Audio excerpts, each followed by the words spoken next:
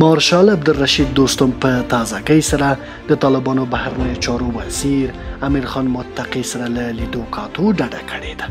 د دوستم بیان ویلي دي چې وړمه ورځ ترکیې کې د افغانستان سفارت له دوستم سره د یوې لیدنې غوښتنه کړې، خو دا چاره په خپله دوستم نه ده منلې. د تیر حکومت دغه مارشال ویلي چې امیر خان متقی د طالبانو په حکومت کې کوم صلاحیت نه لري او دی نه غواړي چې له بې صلاحیتو کسانو سره وګوري.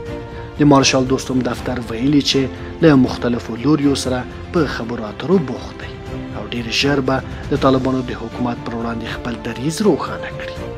تیر تاریخ ته په کتو د دې احتمال زیات دی چې دوستم بیا ځلې د طالبانو پر وړاندې په شمال کې د یوې جنګي جبهې په پرانیستلو تمرکز وکړي، خو طالبان هڅه کوي چې د خبرو او ډیپلوماسي له لارې ستونزې حل کړي. طالبانو بیا وړاندې تر دې په شمال کې خپل نظامی قوت څو برابره زیات کړی دی او تر ډیری پښتانه طالبان د نظامی چارو لپاره ټاکلي او د ازبک طالبانو قوت یې راکم کړی دی. بل خو بیا محقق ویلي چې نه غواړي له پوځي لارې د نوي حکومت پر وړاندې ودرېږي او دا چاره د طالبانو له تود هرکلي سره مخ شوی دی. اوس مهال دوستم، عطا محمد نور او د پنجشیر مقاومت هغه لوري دي چې تر ډیره له طالبانو سره پر جګړې تمرکز کوي، خو لا هم څرګنده نه ده چې جګړه به بیا ځلې پیل شي او که څنګه.